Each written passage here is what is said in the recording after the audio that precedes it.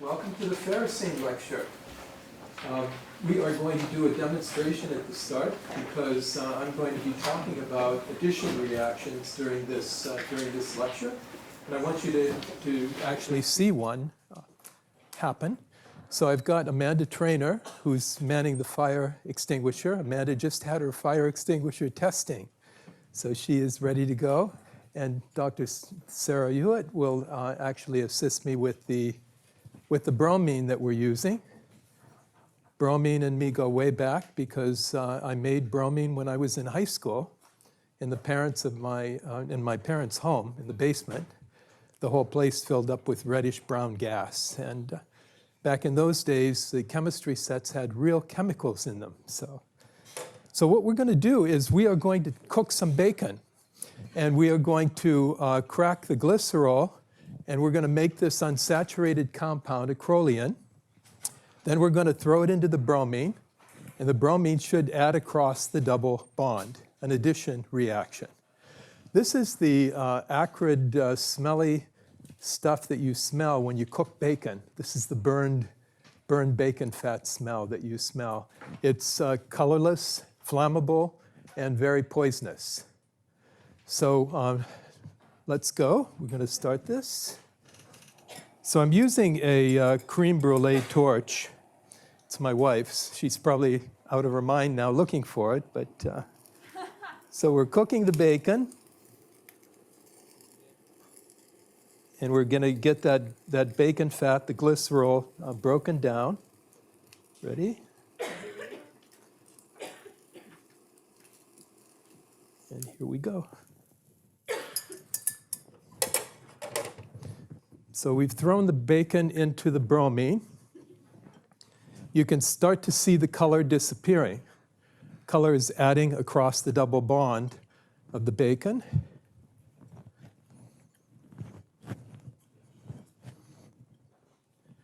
And I present to you bacon dibromide. Good stuff. Thank you.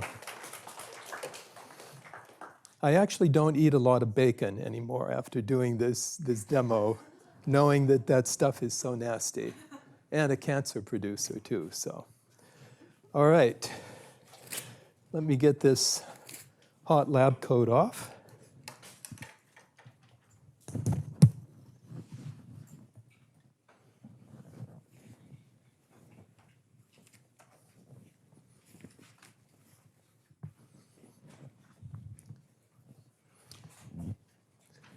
So Emil Fischer and Geoffrey Wilkinson win the Nobel Prize in Chemistry back in 1973 for their independent work looking at these organometallic sandwich-like compounds.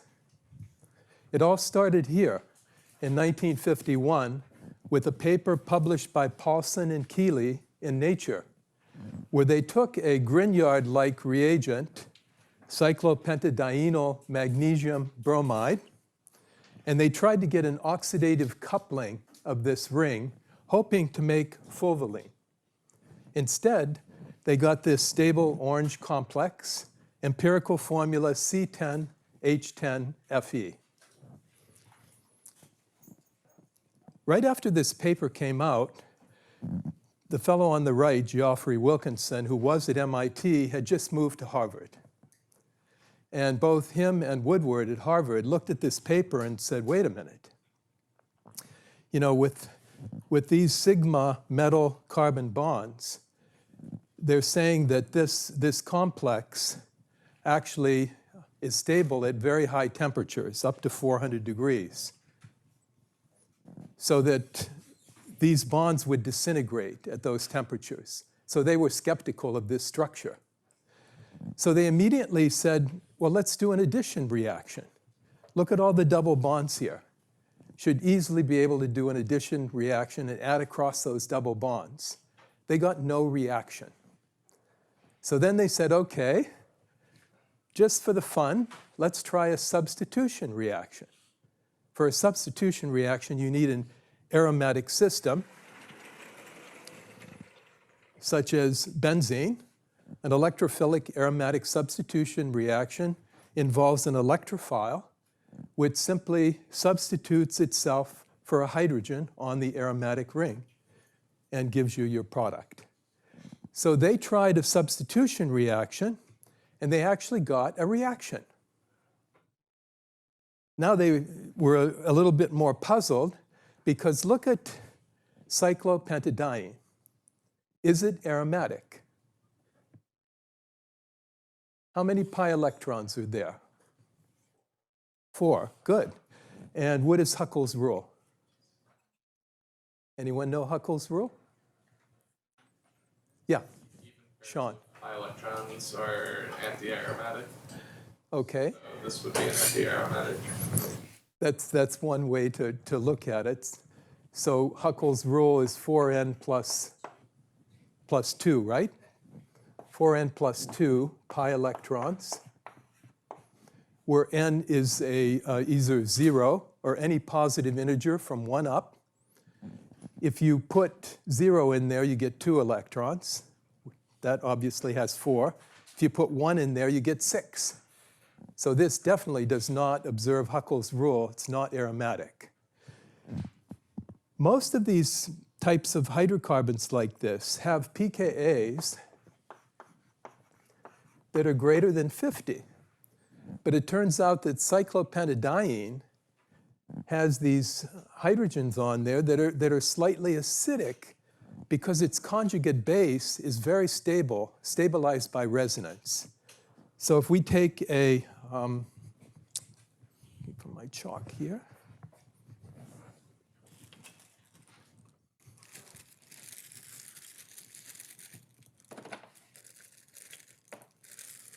if we take a base here, come in and abstract one of those protons, what we're going to get is this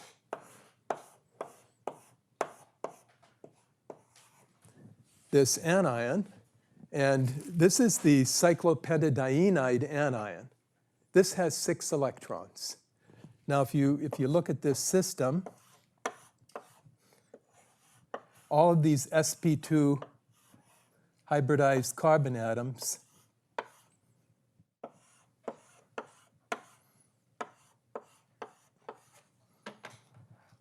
now have electron density that they can share all around that entire ring. So this is an aromatic system. And what Geoffrey Wilkinson and Woodward said was, okay, so let's take 2 of these, make kind of like a sandwich structure. 6 electrons on the bottom, 6 electrons on the top, and 6 d electrons from iron in the center. So you've got 18 electrons. That's kind of a magic number for an inorganic chemist, because it's got that noble gas configuration. So the d electrons from the iron are pi bonding with the p electrons from the hydrocarbons. This is a complete reversal of the classical way of looking at ligand-metal bond coordination. Everybody used the sigma bonds. You know, no one ever thought about pi bonds. Can I have 2 volunteers? Yes, come on up. Go on.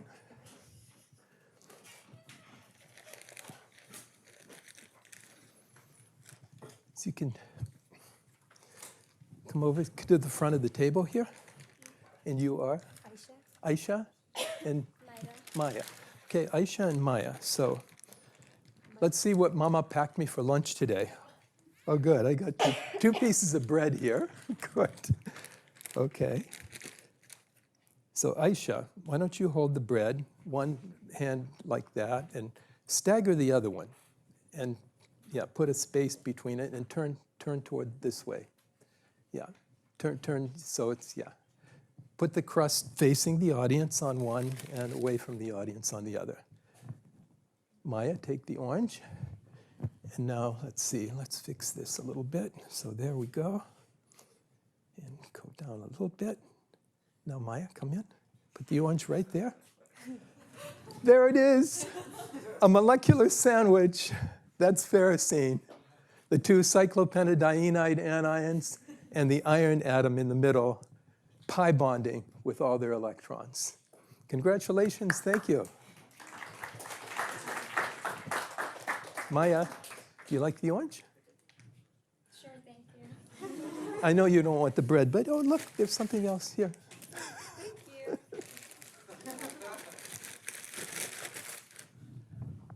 Okay, so we just figured out how ferrocene is put together. Now we have to make it. And to make ferrocene, you need cyclopentadiene. But this stuff is not commercially available because it has a half-life of 12 hours.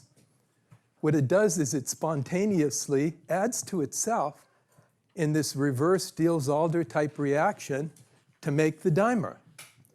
So let's look at the Diels-Alder reaction for a moment. If you're taking organic now, this is the Mona Lisa of all organic reactions, discovered by Otto Diels and Kurt Alder in 1928, and they both won the Nobel Prize in 1950. You need a diene, an unsaturated hydrocarbon with 2 double bonds, and a dienophile, a substituted alkene, to make this substituted cyclohexene type derivative.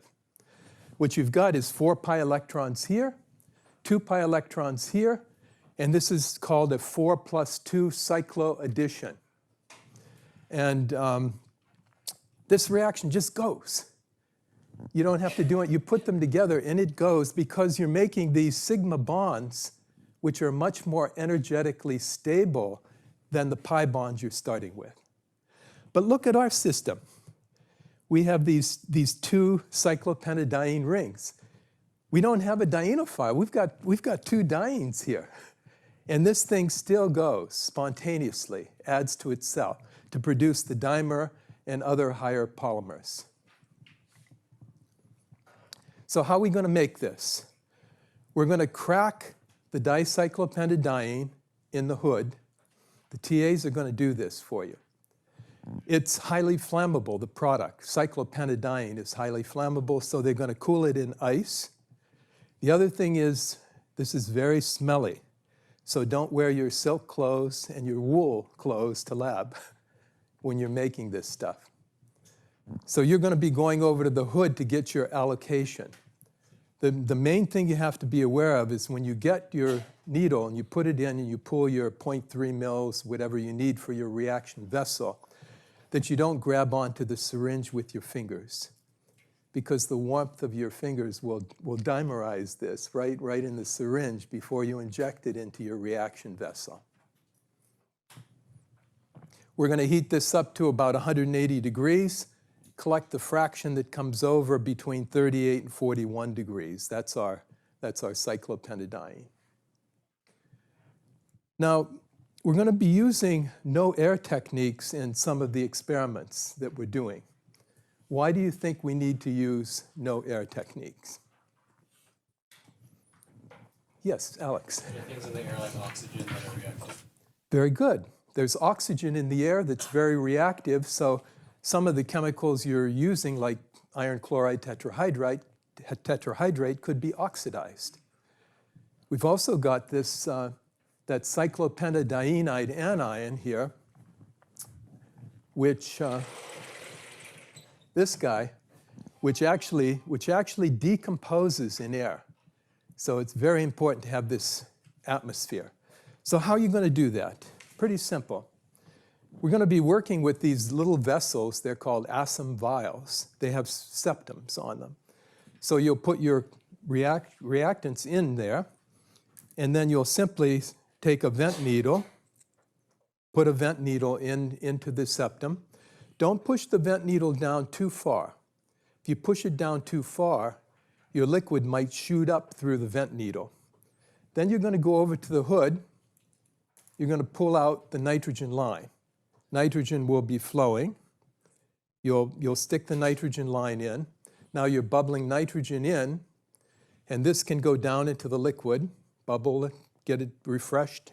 Then you're pushing out the air through the vent needle. After a couple minutes, take the vent needle out, and then pull out the nitrogen line. Now you effectively have a nitrogen atmosphere for your reaction.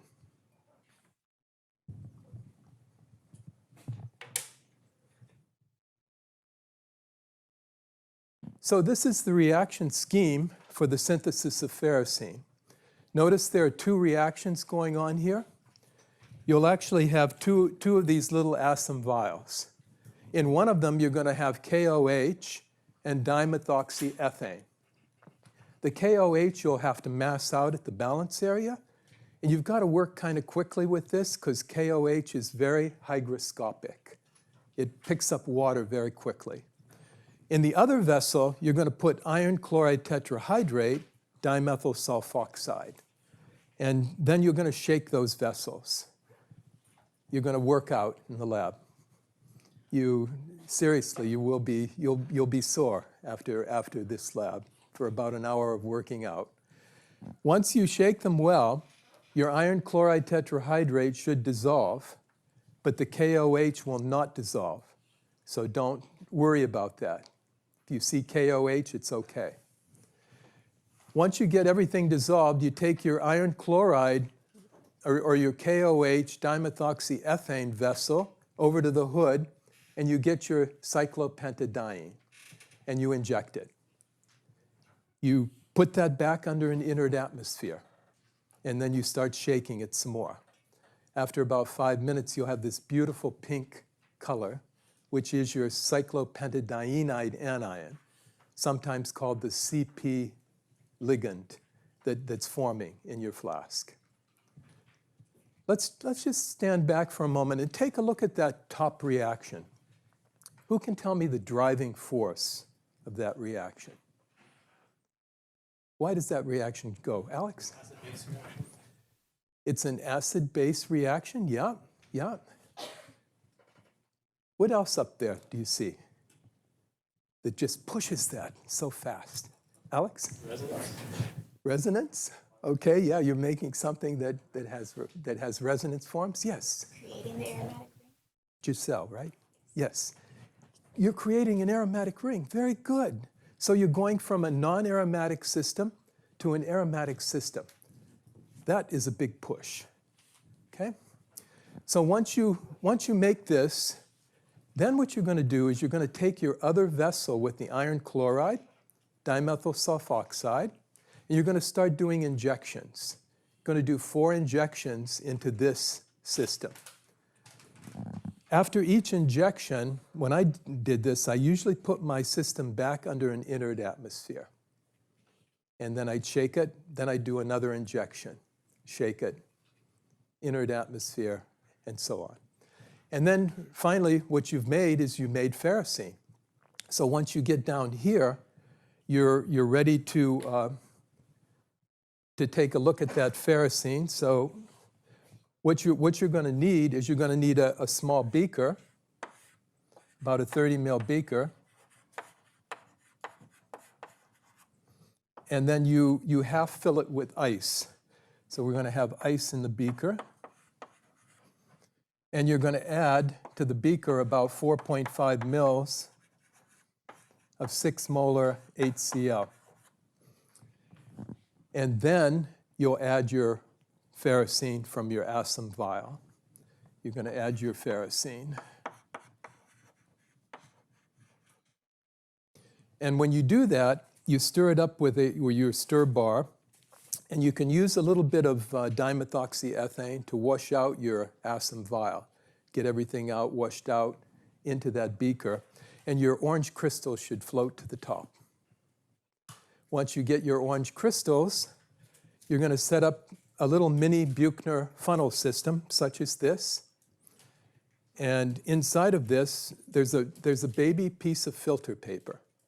You want to be sure that you wet this filter paper and put it in wet. Otherwise, if you don't, if it's dry, your product will go under it and end up in the flask. So wet the filter paper, pour your product in. This is hooked up to the vacuum in the lab, and it will just, it'll just dry your product, and you'll have your filtrate will come through. Now the filtrate that's coming through is going to be a bluish green color. What do you think the filtrate could be? Anyone? I know you know, Alex. Anyone else? Alex, go for it. Iron 3. Iron 3, oxidized ferrocene. Interesting. So you actually started with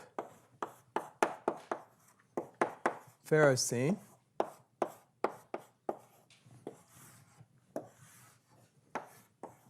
And in the process of oxidation,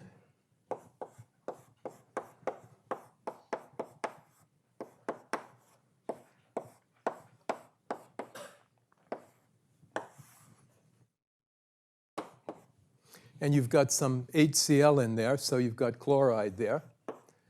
So what we've made here is you've made what's called ferrocenium chloride. Why do you think that we made that? What does that represent?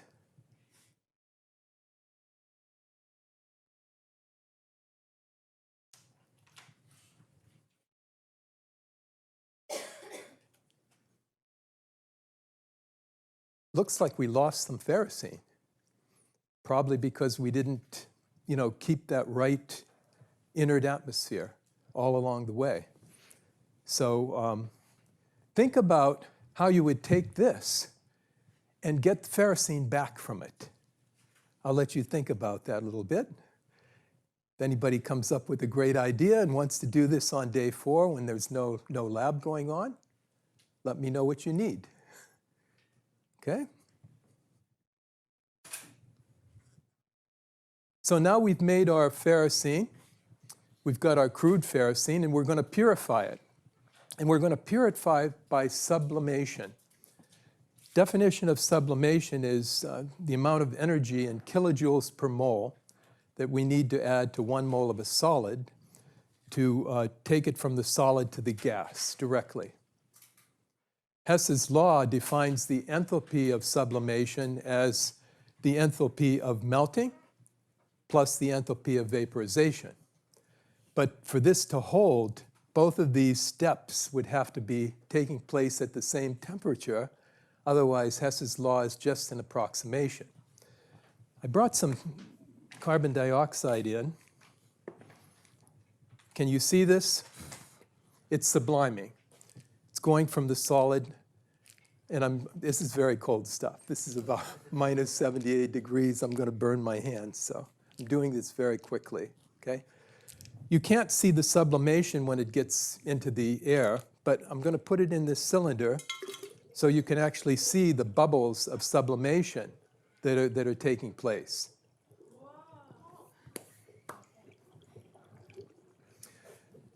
So there's another definition of sublimation that we can use. We can define it as heating a solid below its triple point to the gas, and then collecting that vapor on a cold surface. And that's exactly what you're going to do with your crude ferrocene. You're going to take a biological culture dish, sprinkle some of your ferrocene in there, cover it, put it on a hot plate, and then fill up a beaker with ice. Put the beaker on top of it, turn the heat on, keep it under 100 degrees. And after a few minutes, you'll see orange ferrocene start to sublime up inside of the culture dish, and then your crystals will form on the bottom of the cold part of the dish and hang off the dish. It's quite a dramatic reaction. And this sublimation is really great because oftentimes the things that you're trying to purify are more volatile than the impurities that they contain. So it's very clean to actually get a pure substance from sublimation. Couple precautions. When this reaction is over, if you take your beaker like this and you lift it up, you're going to lose all your product. It'll fall right off. You'll have to start over. So the trick is to slide the beaker off very gently. The other thing you don't want to do is you don't want to open this dish when it's hot. Why wouldn't we want to open this when it's hot? Alex? Yeah, the toxic ferrocene would go up all around us. We'd be breathing it in. So keep this closed till it's cool, then open it up, scrape your crystals off. So now you've made your ferrocene. So what we'd like to do is we'd like to write a reaction, and then you're going to calculate the limiting reagent, the theoretical yield from your starting materials. You'll take your actual yield and calculate a percent yield. Let's just do a review, a general equation for that. We'll do 2a plus b going to c plus d.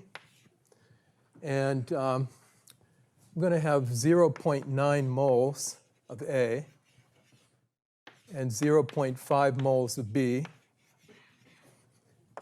And I want to know how much C can be formed theoretically from my starting materials.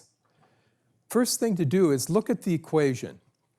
The equation is talking to you. What is it saying?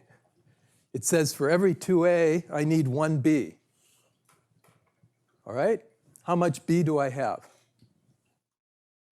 0.5. So how much A do I need? 1. I don't have enough. That's your limiting reagent, right? It's going to run out before anything else. So A is going to determine your product. So now, again, take a look at the equation. It's talking. For every 2A, you make 1 C. How much C am I going to make from 0.9 moles of A? 0.45. Very good. So my theoretical yield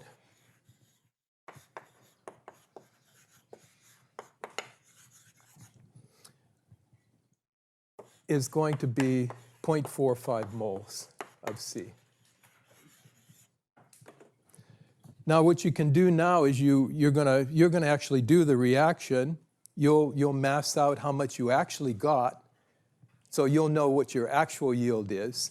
So you can calculate a percent yield, which is your actual over your theoretical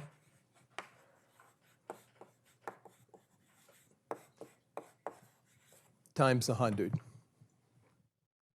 Pretty simple. You're also going to have to determine the melting point of the ferrocene.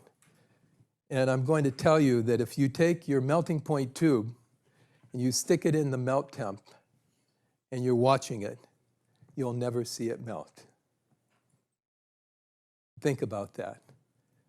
Think about what you're going to have to do before you put that melting tube into the melting point machine. Because you know ferrocene sublimes, right?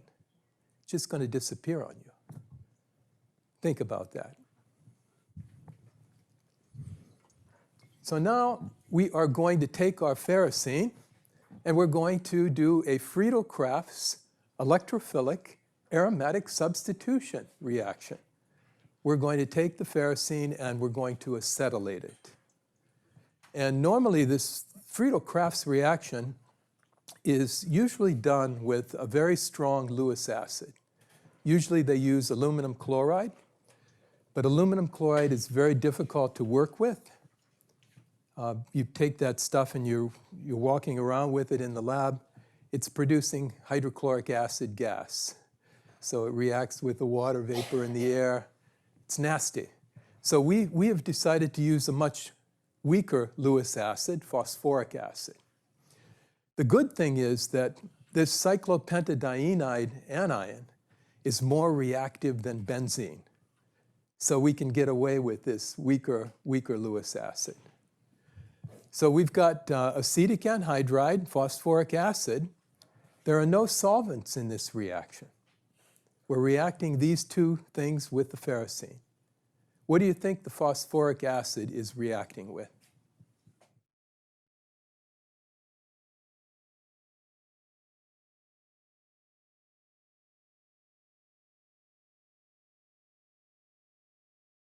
Anyone? Yes? Is it activating the reacting with the carbonyl? Yes, it's actually activating something to produce an electrophile, which is good. And that's what we need for this reaction. So it's actually reacting with the acetic anhydride. And here it is here. You can see the mechanism of this. Pretty simple. The acetic anhydride, phosphoric acid react, and you make acetic acid, vinegar. That's one of the products. And then you also make this very stable acylium ion. And this acylium ion is actually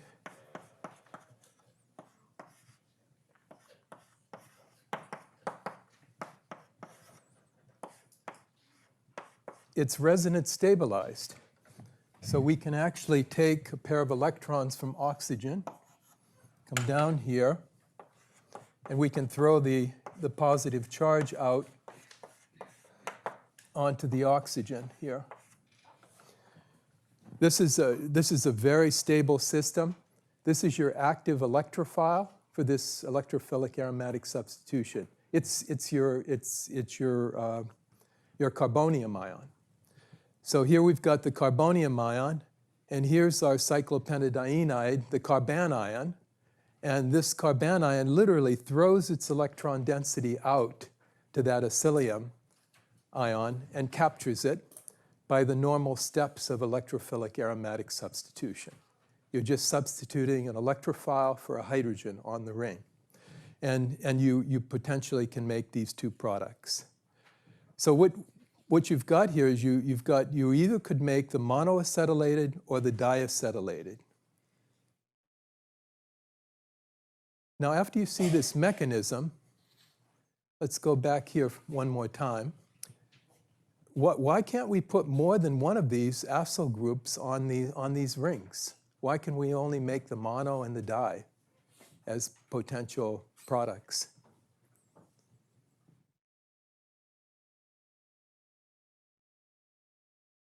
Yes?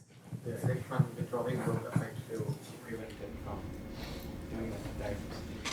Very good. The acyl group is an electron withdrawing. So if you can imagine these groups pulling electrons away from the ring, it's creating all these positive positions here. And the electrophile is positive, so the electrophiles would be repelled away from the other positions. This is a deactivating group here. Great. Now we've got our products, but we'd like to know how many products we've got. Did we make the monoacetylated or the diacetylated? So what we're going to use is we're going to use a technique called thin layer chromatography.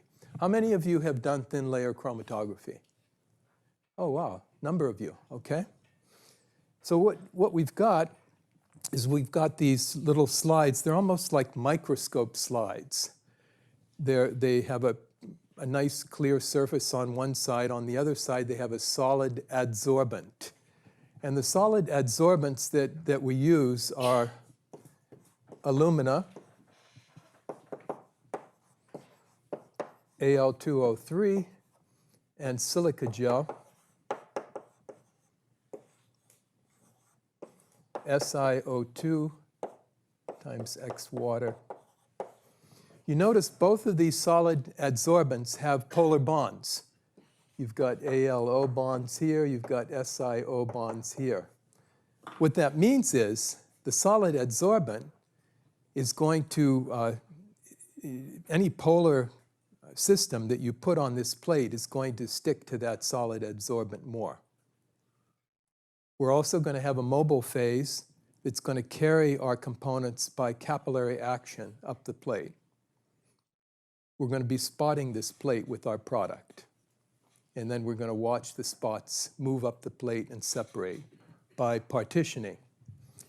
And what does that mean? In all of these chromatic distributions, it's all about the distribution of the solute between the stationary solid adsorbent and the mobile phase. And so you can get this distribution constant, which actually should be a constant, ideally, over a wide range of solute concentrations. If we had, let's say we had a distribution constant that was very high, what would that mean in terms of the spot on the plate? Yes, August. It wouldn't move very far because most of the material is the solid. Good. It wouldn't move very far on this plate. It would be sitting there attached to that solid adsorbent. And if you had a column and you were trying to separate the material, it would move slowly through that column as well. Good. So this is what we're going to do. I'm going to use a little jar like this to run these TLC plates. Let me just get some wood here.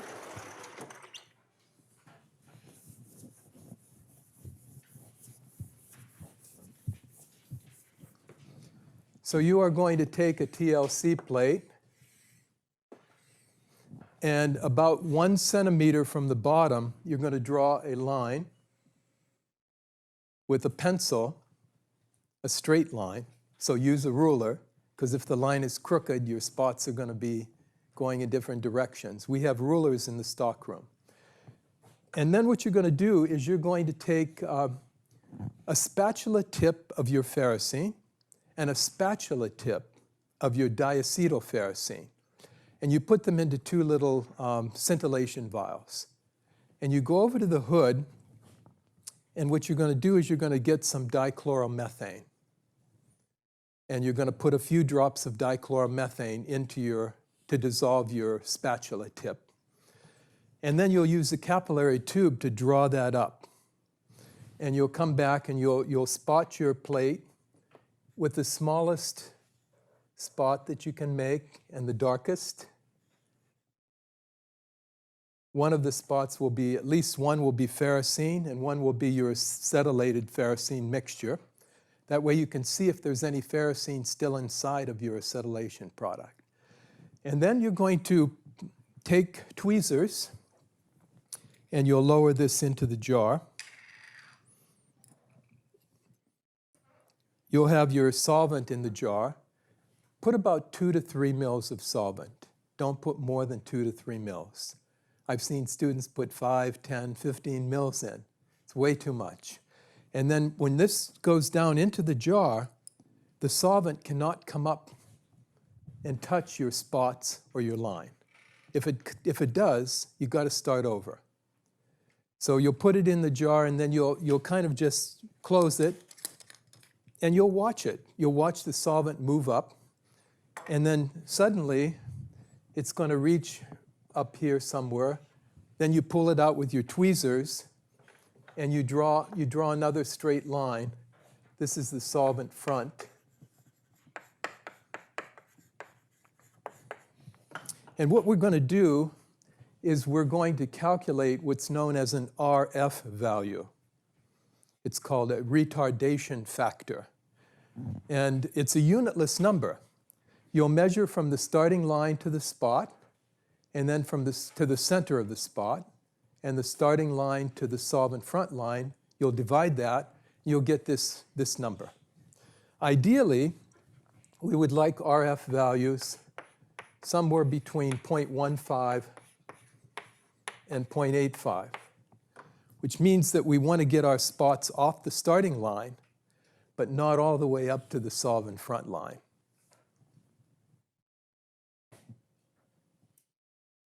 We have to pick the solvent. Let's start out by picking maybe something nonpolar, like hexane. Purely nonpolar, C6H14. If we pick hexane as our eluent, what do you think is going to happen to the polar component that's sitting on your line there?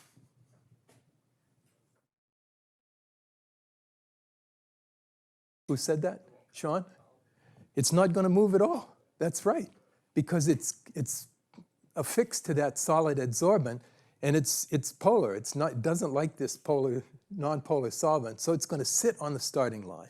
So this would not be a good choice. How about if we pick something more moderately polar, like ethyl acetate?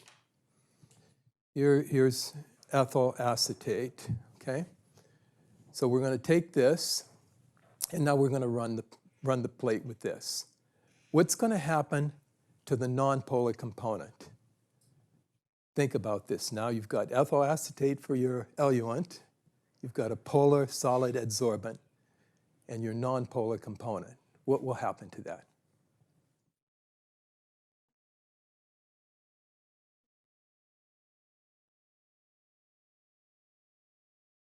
Anyone? Any of the TAs want to chime in on this? Yes, Sean. Maybe it's too close to the solvent front. Yes, it's gonna zoom all the way up to the solvent front. Very good, Sean. That's exactly what's going to happen. So that wouldn't be good, would it? We want something in between. We want to separate them, but don't want them all the way to the solvent front or don't want them off the starting line. So here's what we're going to do.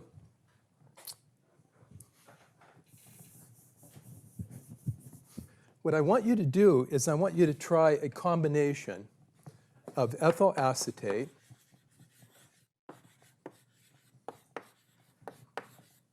and hexane. We'll do like a 1-1 mix, and then do a 4-1 mix, and then try a 1-4 mix. I want you to see which combination gives you the best separation on your plate. And once you do that, then we're going to use that solvent to run the column. TLC is just going to tell us how many components are in our mixture. The column will let us separate them. So we're actually going to fill a column with aluminum oxide and collect our fractions. Here's a typical column. Let's pretend we have ferrocene and acetylferrocene in there. One of them is polar, one is nonpolar. Which color is the ferrocene?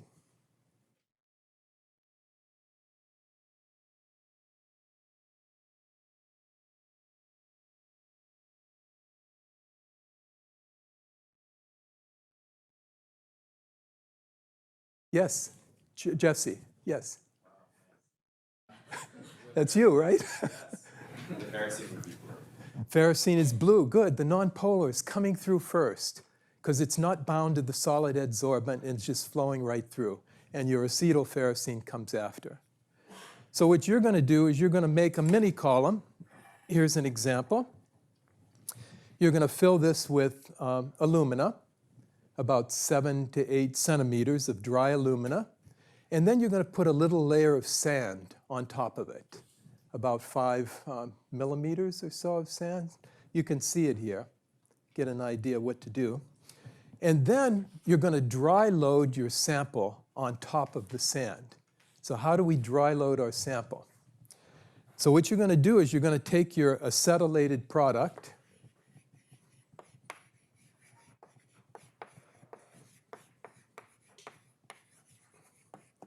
take it over to the hood, and you mix in about 50 milligrams of alumina.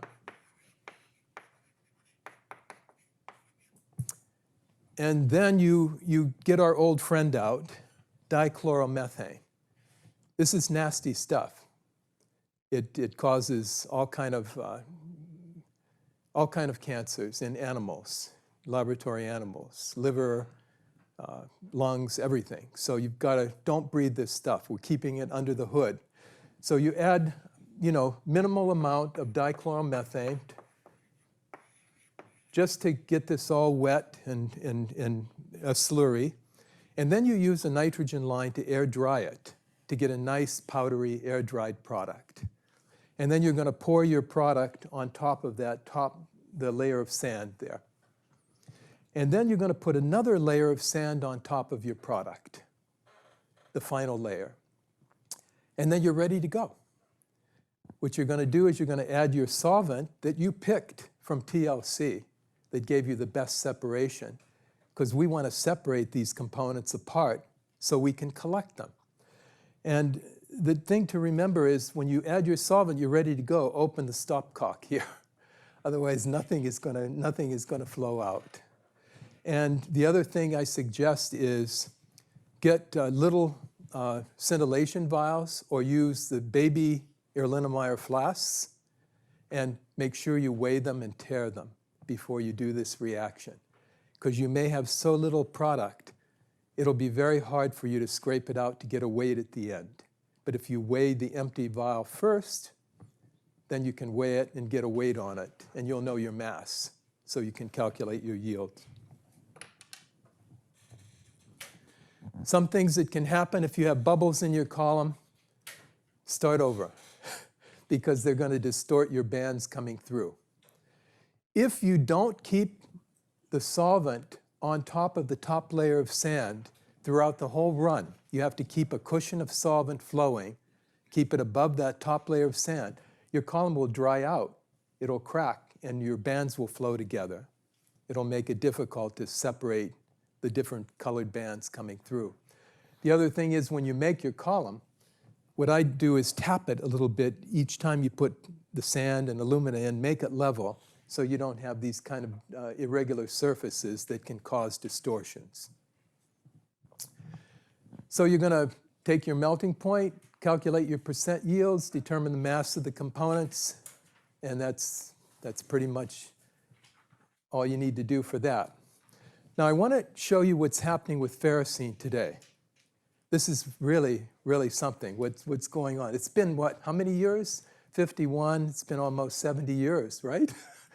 Okay, some people have taken the pentosilonic acid shell that was synthesized here at MIT by John Sheehan in the 1950s, and they've acetylated it with ferrocene, making ferrocenyl penicillin.